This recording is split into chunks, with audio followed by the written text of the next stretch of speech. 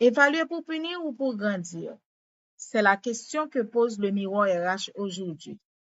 L'évaluation de performance est un moment clé de la vie professionnelle, un moment attendu, parfois redouté, un moment qui devrait être un miroir de la progression et un espace de dialogue, pas un instrument de contrôle.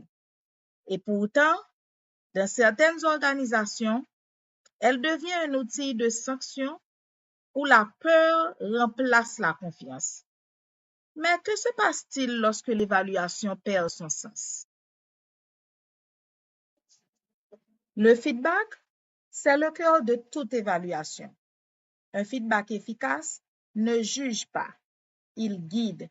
Il repose sur 3 piliers: clarté, bienveillance et orientation vers l'avenir. L'objectif n'est pas de pointer les erreurs, mais d'éclairer les forces, reconnaître les efforts et ouvrir des pistes d'amélioration. Quand le feedback devient un dialogue, il transforme la performance en apprentissage.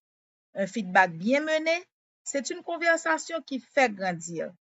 Mais parfois, l'évaluation prend une autre tournure. Certaines pratiques transforment l'évaluation en verdict. Notes, classements, comparaisons, autant de mécanismes qui peuvent humilier plutôt qu'encourager. Et soudain, le collaborateur ne se sent plus évalué, mais jugé. Cette approche punitive crée de la peur, de la démotivation, le sentiment d'injustice. Elle installe une culture de méfiance et brise la confiance. On ne cherche plus à s'améliorer ou à innover. On cherche simplement à éviter la faute.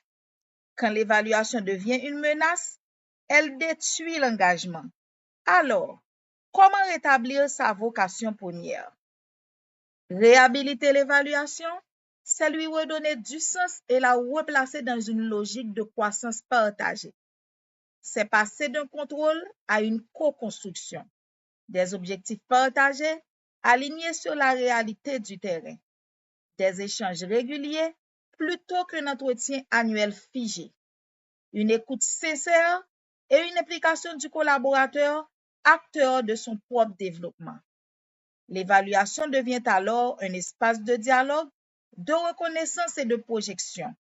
Et dans ce processus, un acteur joue un rôle clé. Le leader RH est le gardien du sens. Il forme les managers à donner du feedback juste, équilibré et humain. Il veille à ce que l'évaluation reste un outil de valorisation, pas de sanction. Chaque entretien doit être une conversation de développement, pas un jugement. Parce qu'une évaluation bien menée, c'est une conversation qui fait grandir. Alors, que reflète vraiment l'évaluation? L'évaluation n'est pas un tribunal, mais un miroir.